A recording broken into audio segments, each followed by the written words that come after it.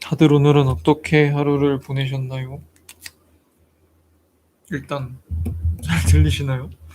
이게 제가 이번 주 주말쯤 되면 좀 장비를 갈까 해요.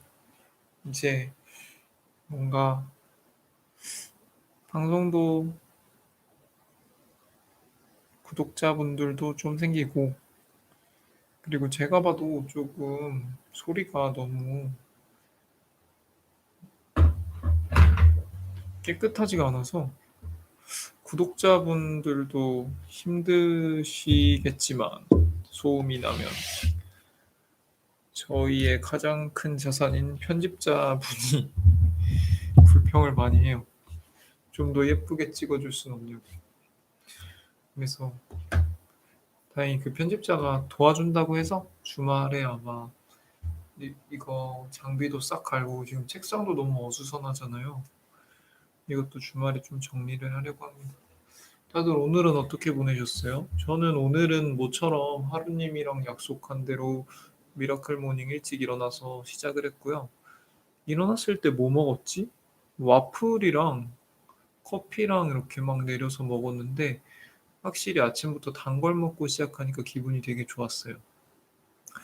그리고 점심 되기 전에 막 이렇게 뭐 하다가 갑자기 탁 목에 담이 걸려가지고, 아 이건 도저히 안 되겠다 해서 한의원 가가지고 치료를 받았는데요.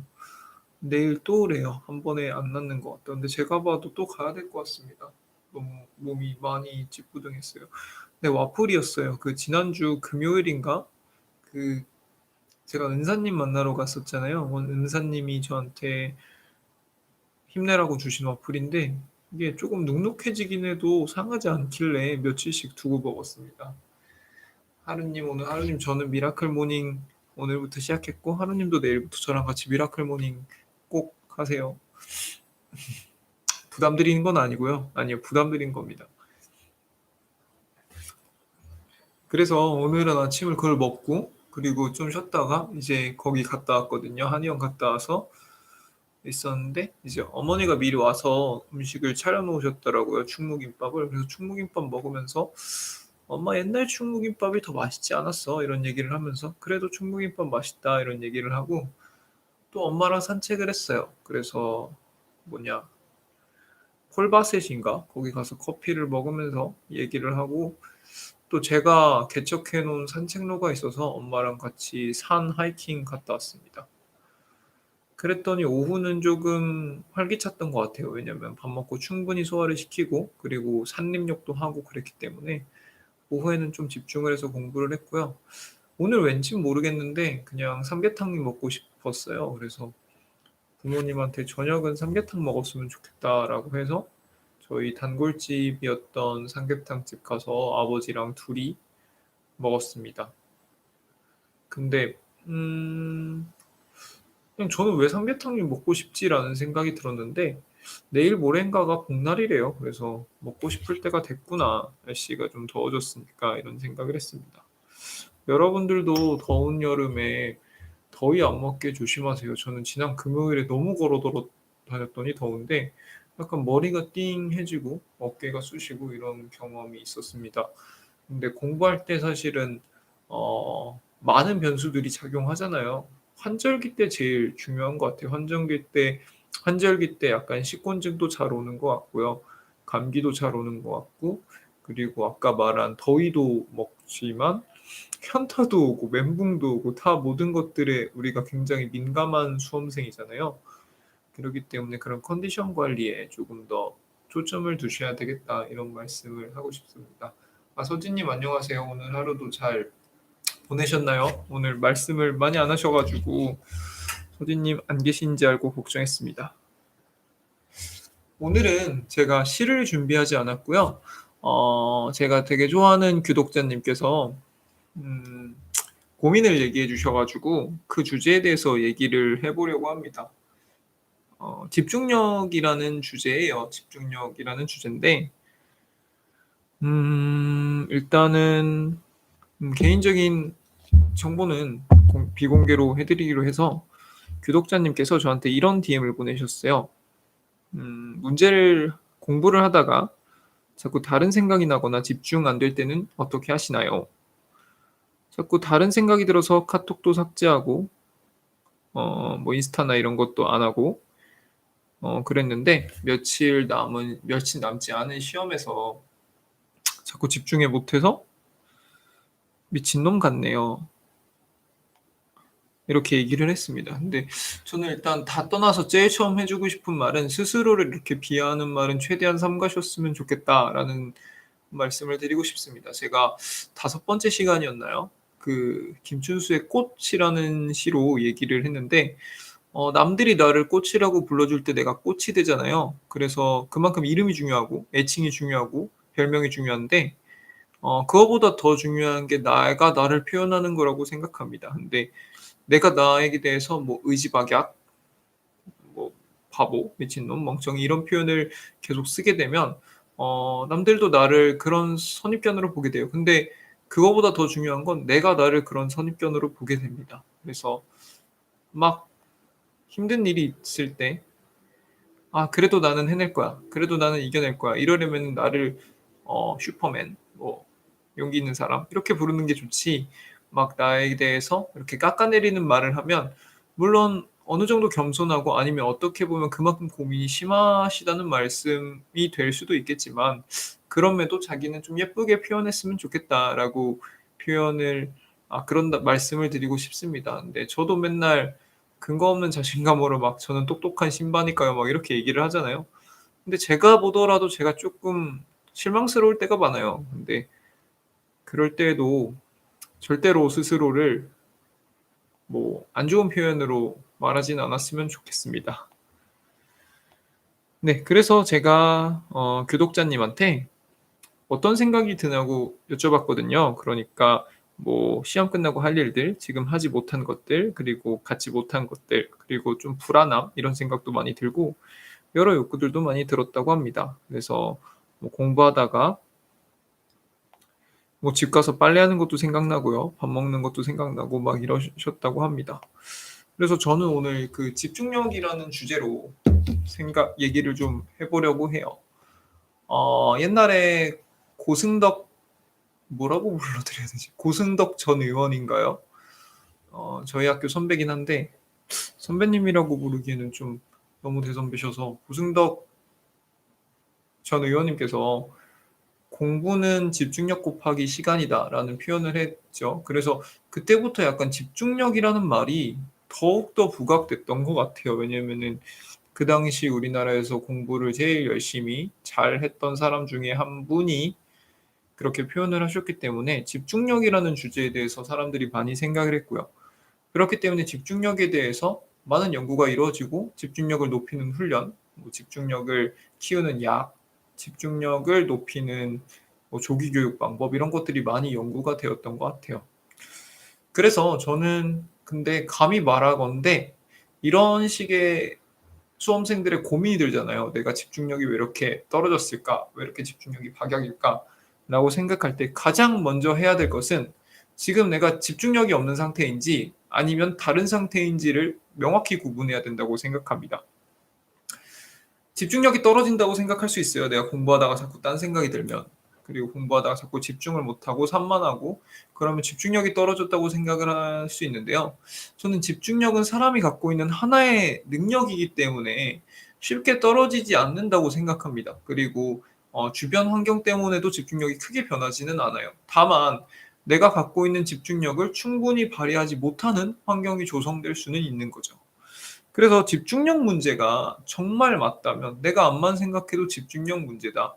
예를 들어서 환경을 다 조성하고 딴 생각도 하나도 안 들고 온전히 여기에 집중을 했는데도 남들보다 성과가 조금 떨어진다. 그러면은 냉정하게 말해서 집중력의 문제일 수 있겠죠. 물론 아닐 수도 있지만. 그렇다고 해서 그것이 공부하는 데 치명적이냐? 저는 그건 아니라고 생각합니다. 아까 말한 것처럼 공부는 성과는 집중력 곱하기 시간인데 만약에 내가 남들보다 집중력이 쪼금 떨어진다. 근데 그렇다고 현격하게 떨어지는 사람은 저는 아직 보지 못했거든요. 근데 쪼금 떨어진다 그러면 남들보다 좀 더 공부를 흰 시간 하면 되는 거죠. 저도 그렇게 생각해요. 저도 물론 제 집중력이 나쁘지 않다고 보시는 분들도 있겠지만 제가 방송에서 누누이 말하진 것처럼 제가 경쟁하는 사람들에 비해서는 집중력이 좀 떨어진다고 느낄 때가 있는데 그럴 때면 예전에는 굉장히 좌절했죠. 내가 남들보다 머리가 나쁜 것 같고 지능이 떨어지는 것 같고 근데 나는 그 자부심 하나로 살았는데 그게 떨어진다고 생각하니까 조금 좌절했는데 지금은 만약에 내가 집중력이 떨어지는 게 맞다면 뭐 그러지 않는다고 믿고 싶지만 만약에 그게 맞다고 하더라도 그러면 시간을 한 10% 20% 정도 더 늘리면 되지라는 생각이 들었습니다. 근데 그게 그렇게 어렵지가 않아요. 물론 힘들죠. 힘든데 힘든 거랑 어려운 건 다른 거잖아요. 남들보다 확실히 10분 더 20분 더 앉아 있으면 몸이 힘이 들 수는 있는데요. 그거는 그냥 앉아 있으면 되는 거잖아요. 그래서 막 어려운 일은 아니다라는 말씀을 드리고 싶고요. 그래서 만약에 그 집중력 문제가 있다면 첫 번째 방법은 시간을 늘려라. 두 번째 방법은 어느 정도 훈련을 하는 것도 필요한 것 같아요.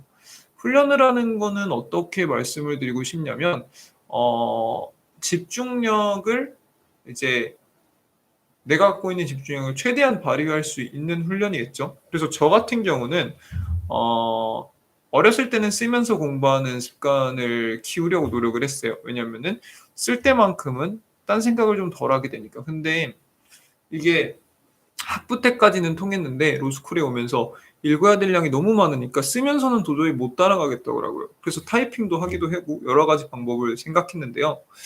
요즘은 저는 집중력을 높이는 도구로서 형광펜을 많이 활용합니다. 이걸 보여드리면 좀 도움이 되려나? 그러니까 저는 그래서 형광펜을 이렇게 안 보이나? 이렇게 다양한 색깔로 보이나? 아이고 안 보이겠다. 더 가까이 가서 해볼게요.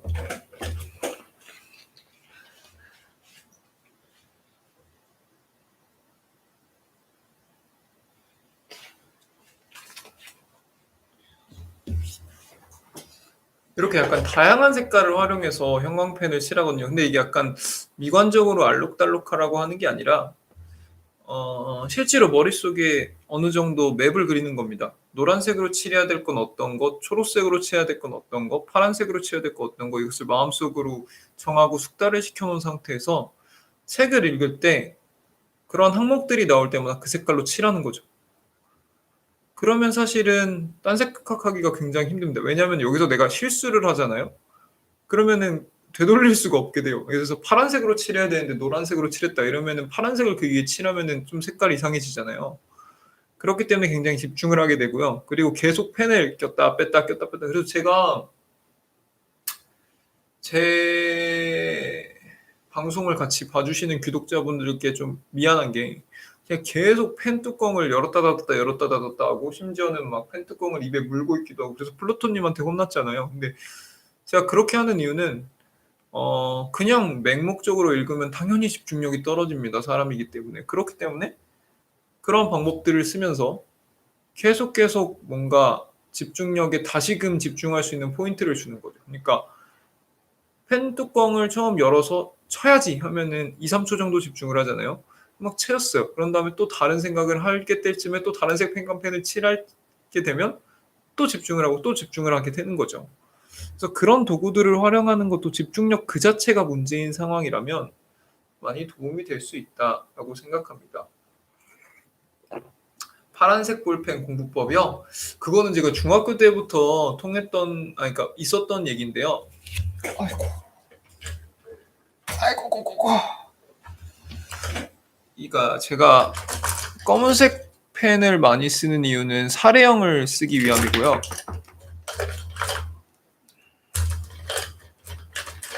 이 파란색 펜을 보이시나요? 파란색 펜을 많이 쓰는 이유는 아까 말씀하신 것처럼 파란펜 공부법을 오랫동안 했기 때문입니다. 아이고.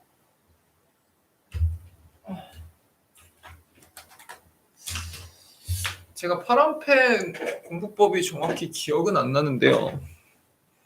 뭐 이런 거죠.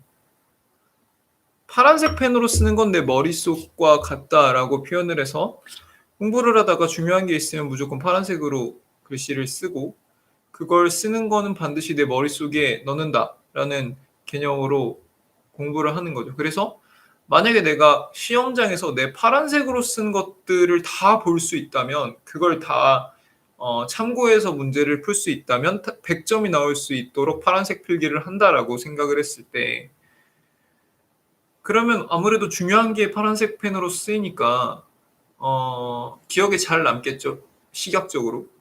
그리고 파란색으로 뭔가를 쓸 때 조심해서 성의껏 쓰게 됩니다. 그렇기 때문에 파란색으로 무언가를 쓸 때는 더 집중을 하죠. 까만색으로 대충대충 필기를 할 때마다 보다. 그래서 저는 그 공부법도 좋은 것 같아요. 그것도 제가 아까 말한 형광펜 공부법처럼 집중력을 높여주는 한 가지 도구가 됩니다. 플루토님 파란펜 공부법은 한번 인터넷에 쳐보는 게 나을 것 같아요. 왜냐면 제가 지금 그 방법을 안 써가지고 명확히 기억이 안 나서 잘못된 정보를 전달해 드릴까 봐 되게 무서워요. 근데 제가 여기서 신바가 하고 싶은 말은 그런 집중력 문제라면 해결 방법은 생각보다 다양하다. 왜냐면은 이미 굉장히 많은 공부법들이 뭐 이윤규 변호사님이나 강성태 선배님이나 이런 사람들이 굉장히 많이 정리를 해놨잖아요. 그래서 그런 방법들이 다 집중력 그 자체를 높이는 데는 도움이 될 수 있다. 근데 여기서 중요한 건 집중력 문제가 아닌 경우가 되게 많아요.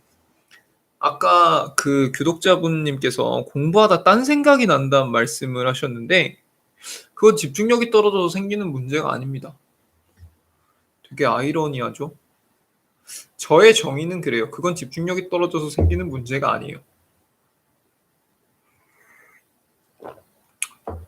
봐봐요.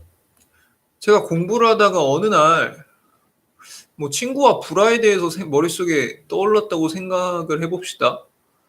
그럼 거기에서 헤어나오지 못해요. 그래서 책을 못 봐요. 그러면 그 순간만큼은 나는 공부에 집중을 안 하고 있을 뿐이지 다른 곳에는 엄청난 집중을 하고 있는 거거든요. 눈앞에 책이 있고 책을 봐야 된다는 사명감까지 있는데 그런데도 거기서 헤어나오지 못한다는 건 그 딴 생각에 엄청난 집중을 하는 거예요. 엄청난 집중을.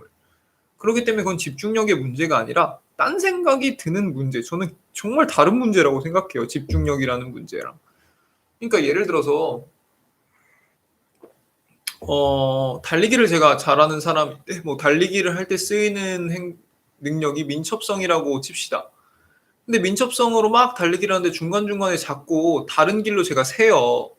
내지는 자꾸 넘어져요. 그러면 그거는 평형 능력이나 아니면은 뭐 순간적으로 나를 막고 있는 장애물들의 문제인 거지 제 민첩성에는 문제가 없거든요. 민첩하게 딴 길로 빨리 새는 사람일 수도 있잖아요. 그렇기 때문에 딴 생각이 많이 드는 거는 집중력 문제일 수도 있겠지만 제 생각에는 다른 방법으로 충분히 해결이 가능하다라는 생각이 들어요. 그래서 제가 아까 교독자님께도 그럼 딴 생각이 어떤 부류의 딴 생각이 드나요? 라고 물어봤거든요. 그게 바로 첫 번째 시발점입니다. 어떤 부류의 딴 생각이냐? 좀 쉽게 두 개로 나눠볼게요. 긍정적인 딴 생각과 부정적인 딴 생각이 있습니다. 긍정적인 딴 생각은 예를 들면 이거죠. 이제 다음 주에 시험 끝나. 시험 끝나면 뭐 할까? 이런 생각도 들고요. 좋아하는 사람이 생겼어요. 그 사람과 데이트하면 어떠지? 그 사람 생각이 막 나는 거야. 그런 생각이 들 수도 있고요. 저 같은 경우는 공부하다가 막 사업 아이템 같은 게 떠올라요. 왜냐면 저는 원래 어렸을 때 꿈이 사업가였고 그런 것들을 저는 더 좋아하기 때문에 그러면 막 이거 어떻게 할까 어떻게 할까 어떻게 할까 막 떠올라요. 그런 긍정적인 생각이다. 그러면 그나마 낫다라는 생각이 듭니다. 왜냐면은 조금 산만해질 수 있을지언정 내 감정이 다운되지는 않잖아요. 벅차오르는 감정 때문에 공부가 안 되는 거지. 그럼 그럴 때는 일단 두 가지 접근 방법이 있습니다. 첫 번째로는 나를 다독이는 방법. 그 전에 제가 말씀을 드리는 것은 나라는 사람이 있고 이 사람이 이런 감정, 저런 감정이 든다고 생각하는 것보다는요. 나라는 사람 안에 이런 감정도 살고 저런 감정도 산다고 생각하는 게 저는 더 편한 것 같아요. 그래서 내라는 사람 안에 기쁨이라는 감정, 설렘이라는 감정, 벅차오름이라는 감정, 반면에 슬픔이란 감정, 우울감이란 감정, 외로운 감정이라는 게 있을 때 다독인다는 말은 나를 다독이는 게 아니라 이게 그 순간 커졌으면 이 감정을 다독이는 거죠. 그래서 아까 말한 뭐 노는 거에 대한 기대, 즐거운 사업 아이템에 대한 기대가 막 커지면요. 그 긍정적인 설렘이라는 감정, 즐거움이라는 감정을 내가 순간적으로 다독이는 겁니다. 그래, 그래. 알겠다. 그렇게 하자. 대신 2시간만 기다려. 그때 놀아줄게. 일주일만 기다려. 그때 나랑 놀자. 저 같은 경우는 200일만 기다려. 그땐 네 세상이 펼쳐질 거야. 이렇게 막 얘기를 하면서 보류를 하는 겁니다. 왜냐면은 나쁜 감정이 아니거든요. 그러니까 나쁜 감정은 어떻게 해서든지 해결해야 되지만 좋은 감정은 이거를 약간 뒤로 미뤘을 때 아쉬울 뿐이지 그 자체가 막 나한테 엄청나게 힘들거나 그러지 않은 경우가 대부분입니다. 그래서 아까 교독자님이 말씀하신 것처럼 시험 끝나고 뭐 할지가 생각이 난다면 막 그거를 그냥 다이어리 같은 데 쓰세요. 아, 그래, 스키? 그래, 보드? 뭐 수상 스키? 내지는 뭐 여행? 뭐 연애? 이런 거는 그냥 다이어리 같은 데 쓰고 그래, 나 이거 시험 끝나고 한다.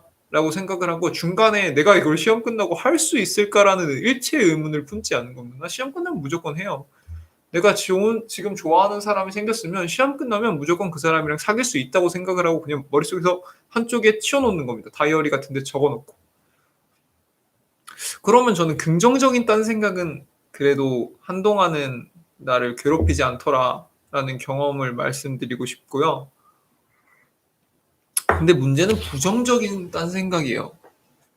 부정적인 딴 생각은 이제 미래에 대한 부정적인 딴 생각과 과거에 대한 부정적인 딴 생각이 있는데요. 미래에 대한 부정적인 딴 생각은 쉽게 말하면 뭐 시험에 대한 걱정, 앞으로에 대한 걱정 그런 것들이겠죠. 저는 그런 걱정 되게 많이 합니다. 이거 한다고 될까? 내지는 이거 하다가 내가 또 멘붕하는 거 아니야? 힘이 빠지면 어떡해? 이런 딴 생각도 듭니다. 근데 그럴 때는 나누세요. 주변 사람들이랑. 신바TV 와서 말씀해 주셔도 되고요. DM 보내주셔도 되고요. 아니면 주변에 믿을 만한 다른 친구랑 얘기를 하는 게 참 좋은 것 같습니다. 왜냐면은 그러다 보면은 내가 힘든 만큼, 내가 허둥대는 만큼 내 친구들도 똑같이 허둥대고 있다는 생각을 하게 되거든요. 공부하면서 미래에 대한 걱정이 없으면 그게 문제죠. 그거는 되게 긍정적인 게 아니라요. 그거는 태평한 겁니다. 그게 아니라 당연히 시험에 대한 걱정 저도 하고 모두가 다 하는데 그거는 자연스러운 거다라는 걸 빨리 캐치하시면 좋을 것 같아요. 그게 전혀 없어도 안 되고요. 어느 정도 있어야 되고 모두가 갖고 있다. 이걸 빨리 캐치를 하면 그런 걱정이 들어요. 아, 나 시험 붙을까 걱정이 돼. 그럼 어떻게 해야 돼? 지금 빨리 이 책 봐야지. 오늘 약속한 거 해야지. 내일 아침 미라클 모닝 일어나야지. 이런 판단이 내리고요. 그래서 내일 아침 미라클 모닝 성공하면 그런 걱정은 자연스럽게 사라집니다. 물론 너무 재수없게 들리시면 미안해요. 근데 제가 받은 느낌과 제가 한 경험 안에서는 그런 미래에 대한 걱정은 내가 세운 계획을 꾸준히 한다는 전제하에 상당 부분 해결되더라. 그런 말씀을 드리고 싶습니다. 그래요. 이제 대망의 부정적인 감정 중에 과거에 대한 감정이라고 말씀을 드릴게요. 쉽게 말씀드릴게요. 이거는 치가 떨리는 생각입니다. 치가 떨리는 생각.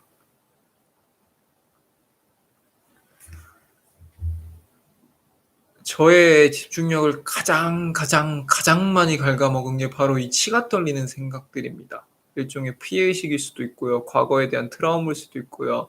더 심하게 가면 뭐 PTSD 이렇게 표현을 하는 사람들도 많은데 저는 치가 떨리는 기억이 정말 많아요. 근데 문제는 이게 평소에는 없습니다. 거기에 대한 생각이. 그러니까 아침 먹으면서 막 치가 떨리진 않아요. 근데 문제는 공부에 집중을 하면 스트레스가 자연스럽게 쌓여올렸을 때 이 치가 떨리는 기억도 같이 올라와요. 그러면 아까 말씀하신 하루님 말씀하신 것처럼 몇 년 전에 있었던 일이 뭡니까? 저는 20년 전에 있었던 일 가지고도 아직도 치가 떨릴 때가 있어요. 그러지 말걸이라는 생각도 들고요. 걘 그때 나한테 왜 그랬지 이런 생각도 들어요. 그러면 사실 순간적으로 집중할 수 없습니다. 저 같은 경우는 뭔가 내가 약했던 기억, 당했던 기억 이런 거에 대한 억울함 때문에 공부에 더 전념을 했던 케이스인데요. 그러다 보니까 공부가 힘들 때마다 더 떠오릅니다. '당신들 때문에 내가 지금 이 고생을 하는 거잖아.' 라는 생각을 막 하죠. 근데 뭐 엄밀히 따지면 뭐 '내가 내 공부하는데 왜 남 때문인가요?' 근데 그런 생각이 들어요. 그런 면도 실제로 있고요. 그럼 이제 이거를 두 가지로 다시 나눠 봅시다. 그런 치가 떨리는 생각이 클 때랑 작을 때. 그니까 작을 때는 이불킥 정도라고 생각을 해 볼게요. 그래서 이불킥할 정도의 안 좋은 기억은 뭐가 있을까요? 예를 들어서 뭐 내가 성적이 잘 안 나왔는데 뭐 내 친구가 놀렸어.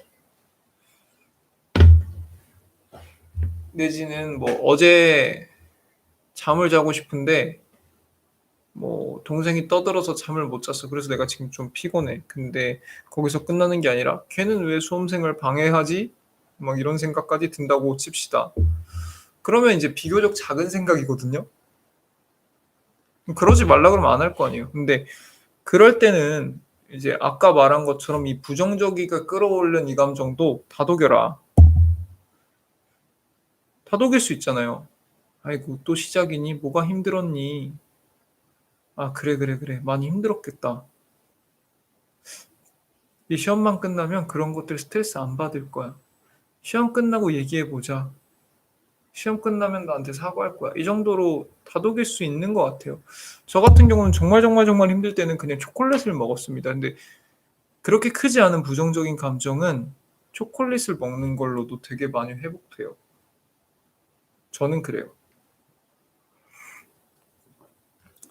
근데 이게 뭐 작은 거면 뭐가 문제겠습니까? 근데 크니까 문제죠. 큰 게. 큰 것들이 많아요. 저 같은 경우는 진짜 공부하다가 진짜 학교 열람실인데도 막 책상을 치고 싶을 만큼 순간적으로 욱하게 팍 치어 올리는데 심지어 이게 쉽게 가시지도 않아. 막 그래서 머릿속에서 막 맴돌고 막 저 같은 경우는 법을 공부하잖아요. 막 형법 판례 보면 '이 새끼 이죄잖아.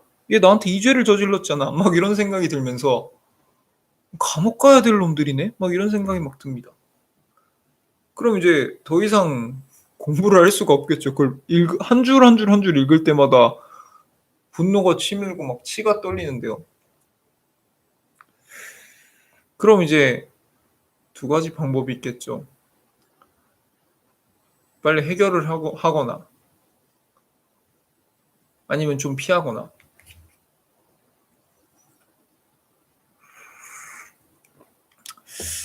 근데 이제 부딪히고 해결하는 방법도 생각보다 쉬운 경우가 많습니다. 이거는 쉽다고 말하긴 그런데요. 근데 제 경험상 그래요. 이제 아까 고승덕 전 의원 말씀드렸는데 그분만큼 또 공부를 잘하신 게 원희룡 제주도지사잖아요. 근데 그분이 쓰신 수기집에는 그런 얘기가 나옵니다. 그러니까 공부하다가 심리 상태가 뭔가 불안하고 환경적인 불안이 있으면 그걸 먼저 다 해결하고 공부를 해라. 왜냐면 그게 안 되면 한 발자국도 앞으로 못 나간다고 하셨는데요. 저는 그 말에 공감을 합니다. 진짜 치가 떨리는 생각이 너무 크면요. 아까 말한 것처럼 한 줄도 더 이상 못 읽어요. 그러면은 해결을 해야겠죠. 근데 이게 해결이 생각보다 쉬운 경우가 많아요. 그러니까 보통 큰 감정들은요, 큰 치가 떨리는 일들은 나랑 가까운 사람이 저지른 경우가 많습니다. 왜냐하면은 멀리 있는 사람은 그 사람이 물론 저한테 정말 치명적인 상처를 주면 그거는 어쩔 수 없겠지만 멀리 있는 사람들, 나랑 멀어진 사람들은 그냥 그러려니 넘어갈 수 있는 경우가 되게 많아요. "그래. 그래서 지금 내 곁에 없잖아. 그래서 지금 내가 안 보기로 했잖아." 이렇게 하고 넘어갈 수 있는 경우들이 많은데 정말 열받는 거는 나랑 정말 가까운 사람이 그런 행동을 해서 나한테 상처를 줬는데 심지어 그런 행동을 계속해 비슷하게, 비슷한 방법으로. 근데 본인은 그게 비슷하다는 걸 몰라요. 그럼 그런 게 정말 크게 와닿을 때가 많은데 그럴 때는 어떻게 할 것이냐라고 얘기를 했을 때 아까 해결하라고 감히 말씀드렸는데 말하세요. 가까운 사람이라며. 생각보다 우리 주변 사람들은 우리랑 가까운 사람들은 우리를 사랑하기 때문에 우리를 위해서 바뀌고 변화할 노력을 할 준비가 되어 있습니다. 다만 모를 뿐이지. 그런 게 문제가 될 거라는 것을. 그리고 우리가 귀찮을 뿐이죠. 그런 얘기를 알기 쉽게 설명하는 것도 귀찮고 오그라들고, 그 과정에서 그 사람이 쪼끔 더 나를 만약에 더 화나게 할 수도 있고 막 이런 것들 때문에 그냥 안 하는 거죠, 귀찮아서. 귀찮다는 표현으로 하는 게 맞는지는 모르겠지만 저는 귀찮아서라고 쉽게 표현을 할게요. 그냥 귀찮아서 안 하는 거죠. 근데 만약에 그 과정 속에서 '아 내가 이걸로 2 시간 동안 또 공부를 하나도 못하고 골머리를 앓느니 그냥 한 30분 정도 얘기를 하자.'라고 생각을 하고 이제 전화를 하거나 말을 하거나 하면 많이 정리돼요. 왜냐면 내가 누군가의 무슨 말 때문에 무슨 행동 때문에 정말 화가 나고 그게 아직도 기억에 남고 심지어 '내 공부를 방해한다.'라고 했을 때, 그래서 그 사람한테 "나 이거 정말 힘들어. 그러니까 이건 좀 조심해 줘."라고 했을 때 결국 결과는 두 가지거든요. 그 사람이 "아 그래 미안해. 이제 안 그럴게."라고 사과를 하거나요. "아니야. 넌 그럴 만했어." 라고 말하는 경우도 저는 봤습니다. 근데 첫 번째 경우는 생각보다 큰 효과가 있어요. 그러니까 나는 정말 이빠이 화가 나서 언젠간 이걸 터뜨리고 싶은 막 그런 치가 떨리는 기억이 오더라도 생각보다 상대가 진심으로 사과를 하면요, 되게 뭔가 몸둘 바를 모르겠고 거기서 그거 가지고 내가 이 정도까지 생각을 했던 게 되게 부끄럽기도 하고 그러면서 기분도 되게 좋아집니다. 그래서 되게 쉽게 해결이 돼요. 근데 그럼에도 이제 또 지나다 보면 그 일이 다시 떠올라요. 심지어 상대가 사과를 했는데도. 그럴 때는 이제 사과했던 그걸 기억할 수도 있고요. 아니면 그게 아직도 너무 힘들다 이러면 다시 한번 말을 하는 거죠. "아 네가 사과한 거를 내가 진짜 진심으로 듣는데 그래도 나 종종 생각난다." 이렇게 얘기를 하면 우리 주변에 가깝고 우리를 사랑하는 사람들은 우리를 다 배려할 준비가 되어 있다고 저는 믿습니다. 근데 문제는 두 번째 부류죠. 거기서 "아니 네가 더 심하잖아. 너도 나한테 그렇게 했잖아." 이렇게 말하는 사람들입니다. 근데 저는 그렇게 말해도 내 마음이 굉장히 편해집니다. 왜냐하면은 이제 그 사람 안 보면 되거든요. 그러니까 나는 용기를 내서 좋게 좋게 말하려고 굉장히 용기를 내서 말을 꺼내 들었는데 상대가 거기에 대해서 자기 방어적으로 말하고 심지어 나를 더 공격해. 그럼 이제 그 사람의 진가를 알 수 있는 거 아닌가요? 저는 그런 사람은 다시는 안 보는데. 그래서 저도 공부할 때 이런 생각이 많이 듭니다. '아 걔는 그때 왜 나한테 그런 말 했지?' 그러면 사실은 용기를 내서 그 친구한테 가서 "야 이거는 내가 쪼끔 그래." 이렇게 얘기를 했었습니다. 근데 그 사람이 "너도 나한테 그러잖아. 내가 먼저 그런 적 없잖아." 막 이런 식으로 대답을 하고 "괜찮아 나는. 그니까 너도 그거 가지고 뭐라 하지 마." 이렇게 얘기를 하길래 '아 그래. 안녕." 그러고 다시는 그 사람이랑 말을 섞지 않습니다. 근데 그러고 나니까 그 사람이 나한테 했던 모든 말들이 나에게 아무 영향을 줄 수가 없어요. 왜냐면은 내가 생각했을 때 조금 나랑 안 맞는, 더 러프하게 말하면 그냥 나보다 조금 이런 면에서는 생각을 깊이 하지 않는 사람이 그냥 나한테 한 말이기 때문에 '아 그래. 원래 소중한 인연이 아니고 이걸 통해서 얘가 이런 사람이란 거 알아서 참 다행이다.'라고 생각을 합니다. 그래서 그렇게 큰 치가 떨리는 일도 막상 부딪히면 별게 아니다라는 말씀을 드리고 싶어요. 근데 지나간 일이고 부정적인 일이고 결코 작지도 않아서 다독일 수도 없는데 만약에 그걸 지금 부딪힐 수도 없는 상황이다. 예를 들어서 뭐 중학교 때 내가 학교 폭력을 당했어요. 근데 그게 나한테 너무 PTSD야. 근데 트라우마도 너무 심한데 그래서 공부할 때마다 생각나는데 내가 걔랑 지금 와서 해결 볼 수도 없잖아요. 어디서 뭐 하고 사는지도 모르고 살았는지 죽었는지를 정말 모르거든요. 근데 "그럼 어떻게 할 것이냐?"라고 얘기를 할 때 그때는 어쩔 수 없죠. 회피하라는 말씀을 드리고 싶습니다.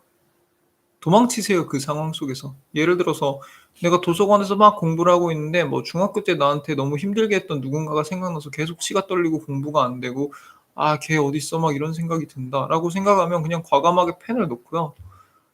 이어폰을 끼건 뭐 에어팟을 끼건 잠깐 밖에 나가서요. 아까 제가 말한 초콜릿을 먹어도 좋고 아이스크림을 먹어도 좋고 그냥 뭘 드시거나 아니면 그냥 잠깐 걸으시거나 아니면 정말 사랑하는 친구한테 사랑하는 가족들한테 전화를 해서 그냥 기분 좋은 얘기를 들으세요. 정말 그게 아니면 그걸로 찡찡대세요. "나 옛날에 이 일이 지금 또 생각나서 나 또 공부하는데."라고 얘기하면 정말 우리를 사랑해 주는 사람은 그것도 그냥 들어 줍니다. 근데 여기서 한 가지 주의해야 될 것은 피와 식별을 명확히 해야 돼요. 그때 명확히 들어 주는 사람, 그러니까 성의껏 들어 주고 나를 위해 주는 사람이 있는 반면에 그걸 굉장히 귀찮게 여기는 사람도 있고요. 그래서 나랑 멀어지는 사람도 있고요. 최악은 그걸 여기저기다 떠벌리고 다니는 사람도 있습니다. 왜냐하면 재밌는 소재거든, 누군가 뭐 때문에 힘들어하면. 그렇기 때문에 피와 식별을 최대한 잘해서 너무너무 힘들 때는 그냥 주변에 찡찡대는 것도 한 가지 방법이다라는 말씀을 드리고 싶고요. 그리고 설사 피와 식별을 잘못해서 그 사람이 나한테 실망스러운 태도를 하더라도 너무 자괴감에 빠지지 마세요. 기분은 나쁘겠죠. 근데 그건 그 사람이 이상한 거지. 그러니까 남이 힘든 얘기를 진지하게 자기를 믿고 있는데 거기에 대해서 이상하게 말하고 다니는 건 그건 그 사람이 이상한 거지 내가 정말 이상한 게 아닙니다. 그래서 그것 때문에 또 새로운 스트레스를 만들어 내지 말고 그냥 내 회피하는 상황 속에서 여러 가지 시행착오의 하나라고 생각을 했으면 좋겠습니다. 그래서 오늘 좀 얘기를 요약을 하자면 집중력에 문제가 발생했을 때 내가 지금 공부에 집중하지 못하고 있다고 생각했을 때 집중력 문제인지 명확히 생각해봐라. 그래서 집중력 문제가 맞으면 아까 말한 공부법 같은 것들을 좀 활용해서 집중력을 높여보고 그게 아니라면 딴 생각인데요. 그럴 때는 이제 그런 것들이 어떠한 부류의 딴 생각인지를 생각을 하고 나를 다독이거나 아니면 정면으로 거기에 부딪히거나 아니면 거기서 약간 회피를 해라.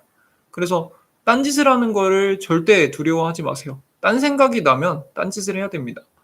왜냐면 딴 생각을 나는데 딴 짓을 안 하고 계속 내 본업에 몰두를 하면 결국에는 마음은 콩밭에 가 있기 때문에 아무것도 못 하거든요. 그래서 딴짓을 하세요. 거기에 부딪히거나 아니면 회피하거나 나를 다독이거나 하는 딴짓을 해서 2시간 동안 멍을 때릴 것을 30분 동안 딴짓을 하고 1시간 반 동안 다시 집중한다는 마음으로 과감하게 펜을 놓고 과감하게 책을 덮고 지금 나를 힘들게 하고 나를 산만하게 하는 그것에 접근을 하거나 아니면 거기서부터 정말 다시 멀리 도망쳐서 다시 처음부터 시작을 하거나 그런 선택을 하시는 게 좋을 것 같습니다.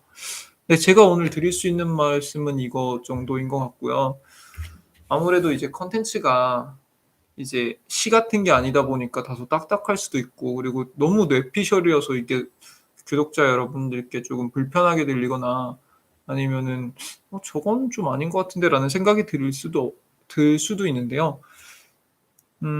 그래도 이런 걸로 고민하시는 분들이 최근에 몇 분 연락이 와서 뭔가라도 도움을 드리고 싶었습니다. 왜냐하면 제가 이것도 너무 힘들어했었거든요. 그래서 그런 말씀을 드리고 싶습니다. 네. 그래서 잠깐 스트리밍을 좀 더 켜 놓고 뭐 질문이거나 오늘 하고 싶은 말씀이 있으시면 잠깐 나누는 시간을 갖고 시범을 종료하겠습니다. 저는 잠깐 화장실 갔다 올게요. 혹시 하실 말씀이 있는 분들은 채팅창에 좀 남겨 주세요.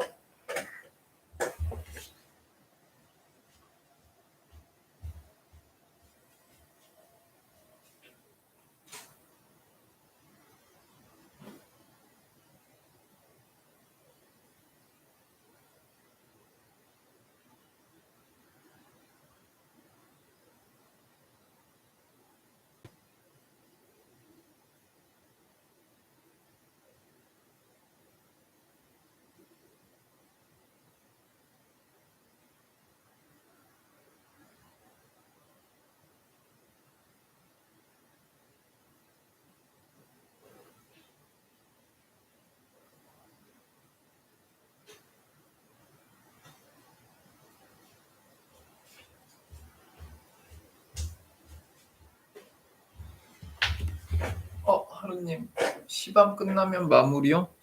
네, 원래는 시험 끝나면은 그냥 이제 시험 기간도 아니고 하니까 좀 일찍 잘까 했는데 잠이 잘 올지 모르겠어요, 지금. 그래서 일부러 좀 잠이 잘 오는 차를 마시고 있긴 한데 일단 시험이 끝나면 샤워를 하고 컨디션을 보고 야간 공부를 좀 더 하든지 아니면 일찍 자든지 하겠습니다. 근데 최고의 목표는 일찍 자는 거예요.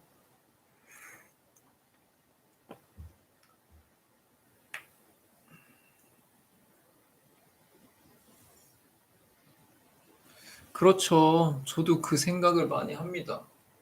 시험 범위가 막 이만큼인데 내가 전날 그걸 보고 있는데 이거를 내가 지금 본다고 몇 점이나 올릴 수 있을까라는 생각을 할 때가 있는데요. 뭐 그럴 때는 음 버티는 거에 의의를 두는 것 같아요. 왜냐하면 지금 내가 이 책을 덮고 침대에 누웠다고 잘 수 있는 심리 상태가 아닌 경우가 많았고요.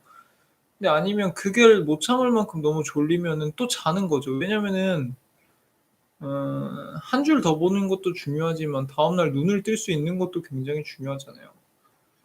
그래서 저 이번 시험 기간 때는 자는 것도 다 찍었던 거 알아요? 그러니까 공부하다가 막 졸리면은 이거 의자를 뒤로 쫙 해서 자기도 하고 바닥에서 자기도 하고 그리고 방송 켜 놓고 잠깐 침대 가서 자기도 하고 이러면서 내가 얼마나 자는지도 좀 기록을 했었는데 저는 자는 것도 시험 전날에 중요하다면 중요한 걸 수 있으니까 그런 것도 좀 그런 것도 이제 마음가짐을 하셨으면 좋겠고 그리고 약간 어 하는 거에도 의의를 두셨으면 좋겠어요. 제가 항상 말하는 거는 "결과는 남들도 다 알고 나도 알지만 과정을 온전히 다 하는 건 나뿐이다."라는 말씀을 드리고 싶은데 만약에 플루토 님께서 그 공부를 하시다가 뭐 오늘 정말 열심히 했는데 내일 오늘 한 거에 대해서 안 나올 수도 있겠죠. 근데 그 과정 속에서 내가 이게 나올 거라고 생각을 하고 밤새서 했던 그 과정은 내가 기억하잖아요. 그럼 스스로가 얼마나 대견합니까? 그렇게 열심히 했던. 그러면 사실 스스로한테 박수 쳐줄 수 있거든요. 그러니까 시험 성적과 무관하게 정말 즐겁게 시험 끝나고 놀 수 있으려면 자기가 스스로 생각했을 때 '그 과정 속에서 최선을 다했어야 하는 거 아닌가.'라는 생각이 듭니다. 그래서 그런 생각을 했을 때는 '의미가 있다. 그러니까 너무 그 자체를 자괴감을 가질 필요는 없는 것 같다.'라는 말씀을 드리고 싶습니다. 하늘색 손수건이요? 하늘색 손수건이 뭐지? 이거 말씀하시나? 이거? 아니면 아 이게 제가 집에서 쓸 때는 이 뭐냐 그레이고요. 이게 학교에서 할 때는 하늘색 쓰는데 제가 여기 보이시는지 모르겠지만 이게 수술 자국이 있거든요. 그러니까 그 공부를 할 때 이렇게 팔을 이렇게 독서대에 책을 놓고 팔을 기대고 막 하니까 이 팔꿈치 신경이 눌렸어요. 그래서 여기가 다 약간 저리고 좀 마비가 와서 수술을 했는데 그때 너무 딱딱한데 이렇게 오래 두고 있어서 그러는 것 같다고 해서 이걸 받칠 때가 필요하다고 생각을 했습니다. 그래서 다른 분들도 공부를 오래오래 다들 하잖아요. 그 뭐냐 3 개월이든 4 개월이든 다 오랜 시간이거든요. 근데 그 공부보다 훨씬 더 오래 해야 되는 게 결국에는 내 이 몸뚱아리랑 같이 살아가는 거잖아요. 이 몸뚱아리는 바꿀 수가 없으니까.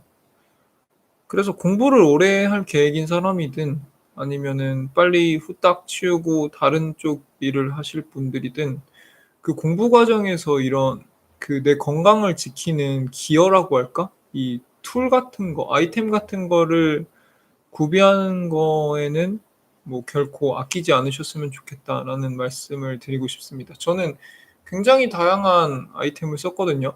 일단 페이지 넘기는 손골무부터 시작해서 이런 그 팔꿈치 받침대 그리고 기능성 방석도 요즘 되게 많이 팔잖아요. 그거랑 뭐 허리 보호대 C커브 그리고 목 보호대도 했었어요. 근데 그런 것들을 쓰다 보면 사실은 나한테 맞는 게 있고 안 맞는 게 있고 사 놓고 쓰는 게 있고 안 쓰는 게 있겠죠. 근데 그런 시행착오에서 썼던 비용이 물론 안 썼어도 좋겠지만 아깝게 생각하지 않으셨으면 좋겠습니다. 옷도 사 놓고 안 입는 것들 많은 것처럼 내가 내 몸을 지키는데 돈을 썼다가 그게 뭐 안 맞는다고 한들 어느 정도 아까울 수 있지만 그래도 의미 있는 지출이라고 저는 생각하거든요. 그러니까 그런 기어들은, 그러니까 그런 아이템들은 구비할 수 있는 한 최대한 구비를 하셔서 몸을 지켜가면서 공부를 하셨으면 좋겠습니다.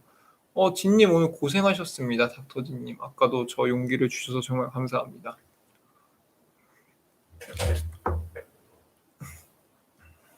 네. 그 약만 너무 남용하지 마세요. 어저께 이제 저 마지막 밤에 얘기하다가 그 얘기를 했는데, 약을 먹는 게 얼마나 절실한 상황에서 하는 일인지 저도 알고, 그런데 음 그게 이제 당연히 부작용도 있을 거고요. 의존증도 생길 거고요. 그러니까 정말 정말 절실한 경우면은 저는 약 먹는 것도 응원을 하는데, 너무 남들이 먹는다고 '아 쟤 저 약 먹어?' 이러면서 따라 먹고 이런 사람 되게 많거든요. 근데 그런 거는 안 하셨으면 좋겠다. 네. 저는 수면 보조제, 수면제와 관련해서는 거의 반전공자다. 왜냐면은 그 뭐냐, 네, 수면 보조제는 저도 그렇게 생각하고요. 저는 이제 큰 시험 앞두고 전날 잠이 안 왔던 기억이 너무 많아서요. 그게 사실은 어느 정도 트라우마여서 저는 전문가의 도움을 많이 받았습니다. 그래서 수면 유도제도 당연히 먹어 봤죠. 수면 보조제도. 그러니까 멜라토닌 같은 거, 아니면 뭐 슬립 에이드 이런 거, 그런 거 먹어 봤는데 그거는 결국에는 졸리게 하는 성분을 가져오는 거거든요. 그래서 평소보다 나를 졸리게 하는 요소들이 굉장히 많아졌다고 생각을 하면 돼요. 그렇기 때문에 음 체력 회복은 물론 되겠지만 뭔가 이게 아직 내 몸에 남아 있을 수 있는 거죠. 그래서 낮에도 굉장히 노곤노곤해지는 경험을 몇 번 했고, 심지어는 그걸 먹었을 때 그 직방으로 잠이 드는 것 같지도 않고 그냥 뭐 따뜻한 우유 한 잔, 따뜻한 차 한 잔 마시는 정도의 효과밖에 못 느꼈기 때문에 저는 그거보다는 시험 전날에는 그냥 딱 먹으면 탁 잠드는 약이 필요했었어요. 그래서 그 정신과에 가서 제가 시험이 너무너무 걱정돼요. 그러니까 "이런 것 좀 도와주세요." 이렇게 얘기를 했었는데, 저는 한 가지 현명했던 거는 시험 보기, 리트 보기 1년 전인가 6 개월 전부터 그 행동을 했어요. 그래서 미리 약을 처방받아 보고 모의고사 전날에 미리 먹어 보고, 그래서 잠이 오는지 다음날 나의 컨디션은 어떤지를 보면서 그 약을 조정하기도 하고, 그 복용량을 의사랑 다시 상담을 해 보고 이래서 정말 내가 정말 다 전날 잠을 푹 자고 다음날 아무런 그런 부작용 없이 말끔하게 깨어날 수 있는 양을 딱 정했고요. 그래서 그렇게 계속 훈련을 했습니다. 그래서 시험 전날에 그것만 딱 먹고 잠들 수 있을 정도로. 그때 제가 먹었던 약이 졸피뎀이었을 거예요. 근데 졸피뎀은 부작용은 별로 크지 않은데요. 너무 꾸준히 드시면 당연히 의존증이 생길 수는 있는데, 그래서 꾸준히 안 먹었죠. 그래서 평소에는 잠이 안 와도 그냥 억지로 버텼고 시험 전날에만, 모의고사 전날에만 딱딱딱딱 먹었습니다. 근데 그것도 선택인 것 같아요. 그냥 안 먹고 내 방법을 선택할 수도 있고. 근데 저 같은 경우는 한치의 뭔가 빗나감이 있어도 굉장히 불안해하는 스타일이었어서 그것까지도 준비를 했고요. 그리고 저는 그것도 있었어요. 잘 때는 무조건 마스크팩을 하고 자 가지고 그렇게 한 2년 정도 하니까 마스크팩만 얼굴에 해도 잠이 와요. 그런 뭔가 무의식 조건 반사를 만들어내는 작업? 그러니까 파블로프의 개처럼 그렇게 했던 기억도 납니다. 그래서 수면은 정말 중요해요, 수험생한테는. 그러기 때문에 그 수면을 어떻게 지켜나갈 것이냐, 거기에 대한 전략도 충분히 세워 주시고 그랬으면 좋겠습니다. 졸피뎀은 그렇지는 않아요. 졸피뎀은 그렇지 않고, 물론 졸피뎀의 그 복용량에 따라서 사람들의 민감성이 다 달라서 굉장히 민감하신 분은 다음날 잠이 안 깰 수도 있는데요. 그거는 그 복용량에 따른 수면의 시간을 충분히 자면요, 다 해결되더라고요. 그러니까 저 같은 경우는 이걸 반 개 정도 먹었을 때 6시간 정도 자면 말끔하게 깨더라고요. 그래서 저는 그렇게 했는데 그거는 이제 각자가 해 보면서 알아야 되는데 그렇다고 제가 막 "졸피뎀을 드세요." 이런 적극적인 권유를 드리고 싶지는 않고 이게 좀 자기 전에도 달라요. 그러니까 수면 요도제 같은 경우는 감기약처럼 조금 해롱해롱거리면서 이렇게 잠드는 그런 기억이 있는데 졸피뎀은 그냥 먹으면은 스르륵 잠드는 느낌이고요. 다음날 사실은 기억이 쪼끔 덜 날 때도 있어요. '어저께 내가 무슨 얘기를 했지?' 이런 게 기억이 좀 덜 날 때도 있습니다.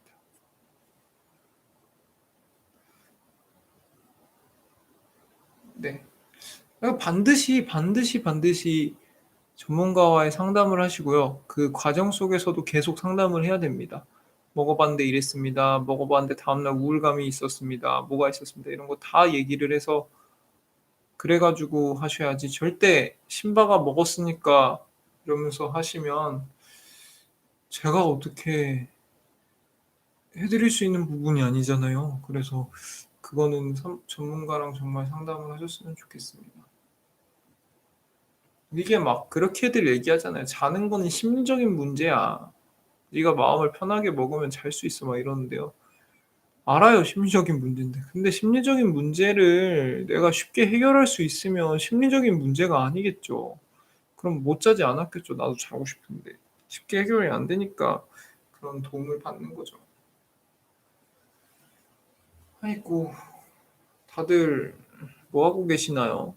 저는 이제 공부를 하다가 이제 더 이상 집중하기도 힘들 것 같아서 아마 오늘은 시험 끝나면 바로 잘 것 같고 내일은 사실은 방송이 조금 불규칙할 수 있겠다라는 말씀을 드리고 싶습니다. 그러니까 내일도 미라클 모닝은 최대한 하려고 하는데요. 미라클 모닝 하고 나서 계속 오전, 오후 계속 공부하다가 저녁 때 약속이 있어요. 근데 약속이 광교에서 있거든요.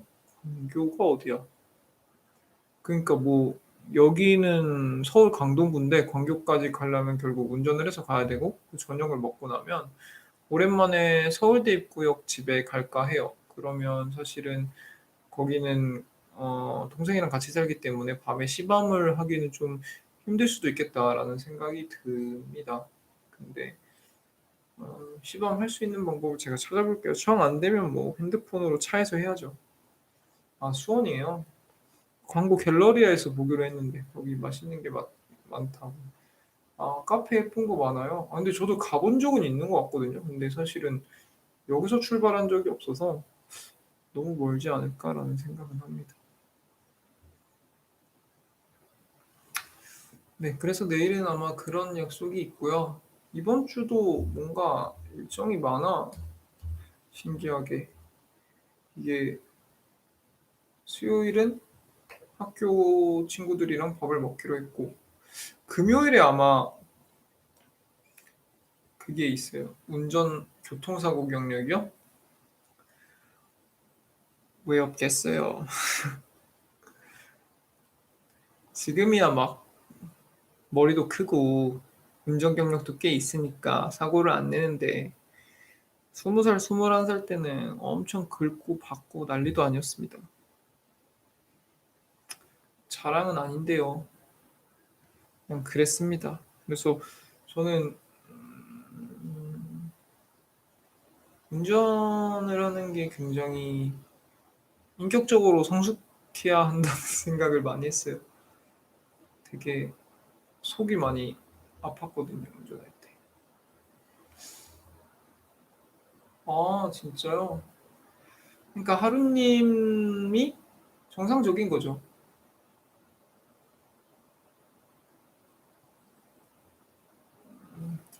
면허 따고 초창기에는 오히려 괜찮습니다. 근데 6개월에서 1년 정도 돼서 막 '나 이제 운전 잘해. 베테랑이야. 고수는 아니어도 중수 정도는 돼.'라는 생각이 들었을 때부터 이제 긁고 받고 위반하고 난리도 아니죠. 그리고 이번 주 금요일 밤에는요 있잖아요. 제 군대 후임들이 놀러 오기로 했어요. 그래서 아마 밤에 한 9시 부터는 스터디 임미를 좀 일찍 종료하고 시밤 대신에 그냥 친구들이랑 야식 먹으면서 토크할 것 같습니다. 얼마나 재밌을지는 모르겠지만 그냥 저희들 하는 얘기를 할 것 같습니다. 어? 이걸 어떻게 기억하시지? 아니 농담 아니라 저거 진짜 10년 전인데?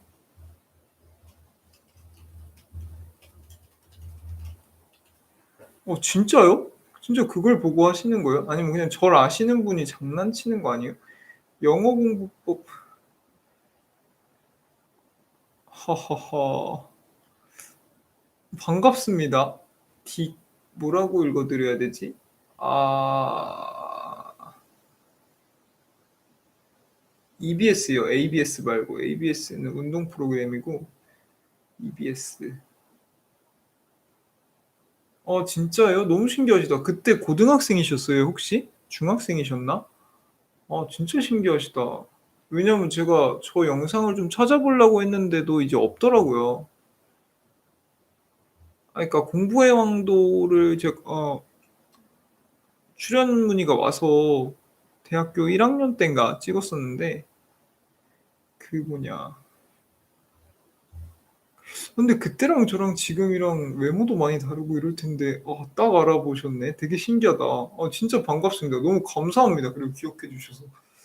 제가 이제 방송 출연 같은 거를 많이 안 했을 때 나온 거여서 저한테는 되게 좋은 추억이고 사실 그때 만났던 PD님이랑 아직도 연락을 해요. 그래서 종종 조언도 듣고 하는데 사실은 뭐 공부의 왕도를 봐 주신 분들이 많지도 않고 그리고 벌써 이렇게 나이가 되셨구나. 정말 감사합니다. 잘 자라 주셔서. 근데 그때 했던 PD님이랑 아직도 연락하고 저한테는 되게 좋은 기억인데 사실 공부의 왕도라는 게 이제 대중적인 프로그램도 아니고 되게 오래돼 가지고 아무도 기억을 안 해 주셔서 그냥 종종 생각나는 기억, 추억 정도였는데 와 그걸 기억해 주시는 분이 계셨네.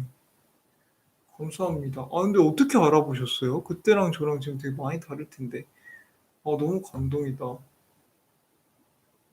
깜짝이야. 갑자기 머릿속이 막 순간적으로 하얘졌습니다.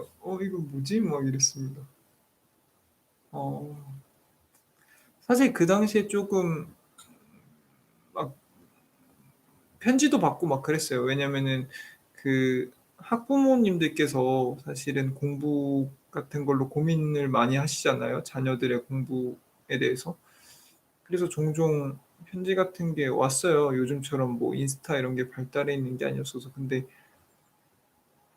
그냥 진심으로 어떤 느낌인지 막 너무 공감이 돼서 마음이 아픈 거예요. 그러니까 자녀가 공부를 잘했으면 좋겠고 자녀도 심지어 의지도 있는데 뜻대로 안 되고 막 자꾸 싸우고 막 이런 게 결코 남 얘기 같지도 않고 근데 이제 그럼에도 진짜요? TCC가 뭐예요? 근데 그거 저도 찍었어요. 저도 올렸어요. 저도 이제 저 DKETR 분님께 커피를 꼭 선물하고 싶은데요. 어 멀지 않으시면 제가 기프티콘을 보내드리든지 하겠습니다. 잠깐만. 내 번호가 뭐였더라? 제가 저런 데 하려고 핸드폰을 하나 더 사긴 했는데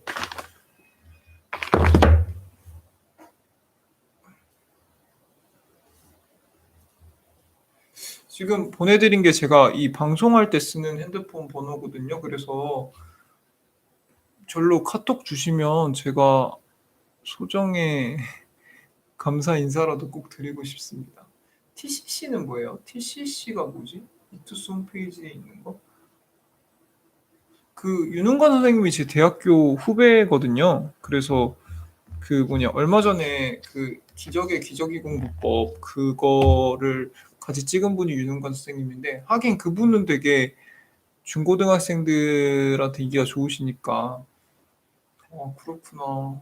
너무 감사합니다.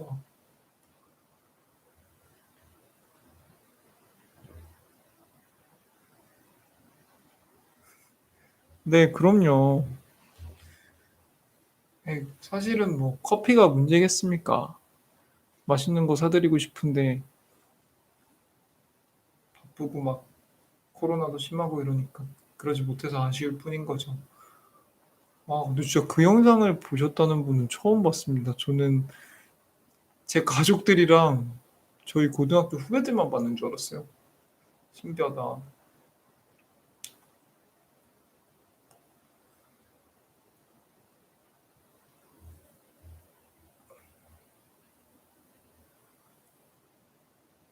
아. TCC라고 하는구나 그거를. 저는 윤흥건 선생님이랑 유튜브를 찍은 거죠. 유튜브를 이번에 찍어서 엊그제 올렸는데 어 사실 그거 돌려보는 게 제 낙이기도 해요. 되게 편집을 이쁘게 잘 해 주셔 가지고 돌려보는 것도 너무 재밌고, 그리고 다행인 거는 이제 다른 분들도 재밌게 보셨다는 분들이 꽤 있으셔서 저도 행복합니다. 아이고, 반가워요. TKETRFG님. 종종 같이 놀러 오셔서 같이 공부도 하고 시밤 시간에 같이 수다도 떨고 하면은 재밌을 것 같아요. 저의 뭐 흑역사 내지는 뭐 리즈 시절을 이라고 해야 되나? 지금보다는 젊었으니까. 그거를 기억해 주셔서 너무 감사하고, 아 너무 감동이네요. 근데 진짜 그걸 봤던 중학생이 이제 21 살이 됐다고 하니까 되게 뭔가 내가 뿌듯하네요. 되게 신기하다.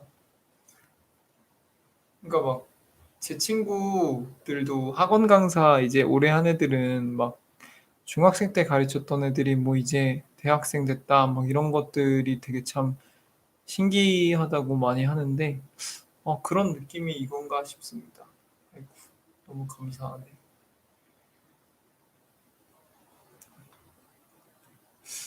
아마 종종 아이디어를 주시면 유능가 선생님이 찍은 것처럼 그런 콘텐츠를 종종 만들어 볼 것 같습니다. 시간이 허락되는 한에서요. 다만 이제 편집 비용이 만만치 않게 들어서 좀 걱정이긴 한데, 그래도 뭔가 이번 반응 참 저는 이 정도면은 너무 만족하고 벅찰 만큼 감동적이었거든요. 그래서 종종 제가 꿀꿀하고 처질 때마다 그런 방송을 찍어 볼까 합니다. 장러요?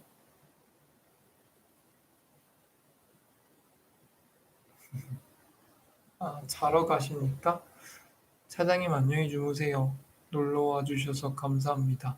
조만간 사장님은 진짜로 커피 한 잔 하세요. 가깝게 살고 있으니까. 네, 제가 여기 있다가 사장님이 부르시면 언제라도 뛰어나가겠습니다. 예전에 제가 일했던 스타트업 저 사수이자 저희 간부였어요. 근데 너무 잘해 주시고 많은 걸 알려 주셔서 지금도 많은 가르침을 받고 있는데, 네, 우리 다 성공할 겁니다. 있고 다른 분들도 이제 주무시러 갈까요? 1시간 정도 경과했는데, 저도 시밤할 때 보면 오랜만에 친구들 만나서 떠드는 느낌이라서 사실은 계속 하고 싶고 밤새서 하고 싶고 막 한데, 우리에게는 미라클 모닝이라는 숙제가 있잖아요. 그리고 아까 하루님이 물어보셨나? 아침에 일찍 일어나는 거 어떻게 해야 되는지. 그것만 설명해 드릴게요. 저는 그래요. 아침에 일찍 일어나면 일단 알람을 맞춰야 되고요. 아침에 뭔가 죄책감 드는 행동을 하나씩 하는 습관을 가져라. 그러니까 예를 들면은 저는 초콜릿이나 아이스크림 같은 거 먹는 걸 되게 좋아하는데, 그거를 이제 낮에 먹으면 저는 죄책감이 들어요. 살이 막 찌고 건강이 나빠지고 이러니까. 근데 '아침 식사로는 먹어도 된다.'라는 룰을 스스로 세우는 겁니다. 그래서 아침에 일어나서 자기가 제일 먹고 싶은데 죄책감 드는 음식을 하나 꺼내 가지고 딱 먹는 습관을 들이면요. 일어나기 싫다가도 그거 생각하면 조금 먹게 돼요. 그리고 그게 많이 위안이 되고요. 그래서 아침에는 쪼금 우리가 평소에 생각했던 거보다는 한 30분 정도 일찍 일어나서 뭔가 이유 없는 행동을 하는 겁니다. 비효율적인 행동을 하는 겁니다. 예를 들면은 뭐 이거 뭐냐, 스터디 임미를 켜 놓고 와플을 썰어 먹으면서 이쪽 한편으로는 네이버 뉴스를 막 보면서 한 세상 돌아가는 얘기를 듣는다거나, 이것도 사실 공부가 빡셀 때는 굉장히 죄책감 드는 행동이거든요. 근데 그렇게 시간을 보내는 게 습관이 되면요, 아침에 약간 즐거운 느낌을 갖고 시작하는 게 습관이 돼요. 그러다 보면은 이제 아침에 일어날 때 이제 무의식중으로 아는 거죠. 지금 내 몸이 일어나기 싫고 침대가 굉장히 질척거리고 날 놓아주지 않지만 여기서 이것을 모두 뿌리치고 일어나서 샤워만 하면 나한테 즐거운 일이 계속 벌어진다는 그 습관이 마음속에 드는 겁니다. 그러면 사실 아침에 일어나는 게 점점 즐거워지게 되고요. 그렇게 하다 보면 이제 생활 패턴도 고착화되는 거죠, 그런 식으로. 그래서 저는 그렇게 이겨냈습니다. 그래서 하루님도 현명하신 다른 방법을 찾아내실 수도 있겠지만 지금 당장 생각나는 방법이 없으시면 아침에 그냥 크래커 이거 되게 맛있거든요. 이런 거 사셔서 꼭 이렇게 아침에 즐거운 거, 단 거 먹으면서 시작하는 습관으로이라도 첫걸음을 떼시면 언젠가는 플루토님도 하루님도 죄송합니다. 하루님도 아침형 인간이 되실 수 있을 것 같습니다. 네. 다들 내일 아침에 시간 되시는 분은 저도 최대한 일찍 일어나서 미라클 모닝을 찍을 테니까 내일 아침부터 또 함께 하는 걸로 하시죠. 다들 고생 많으셨고요. 오늘도 끝까지 제 얘기 들어주셔서 너무 감사하고 플루토님 미안해요. 플루토님 미안해요. 제발 나를 탓하지 마. 아 그래요? 아침에 가끔 먹으려고 일찍 일어나요. 그러니까 이게 되게 좋은 것 같아요. 아침에 뭔가를 먹는 게 막 몸에 크게 나쁘지도 않고 실제로는 그리고 아침 기분 좋게 시작하는 것 같습니다. 네, 다들 고생하셨습니다. 오늘도 편안한 밤 보내시고요. 네, 내일도 오늘만 같아라 하는 마음으로 스스로 쓰담쓰담 하면서 하루를 마무리하면 내일은 분명히 오늘보다 더 행복한 날이 펼쳐질 겁니다. 다들 고생하셨습니다. 안녕히 주무세요.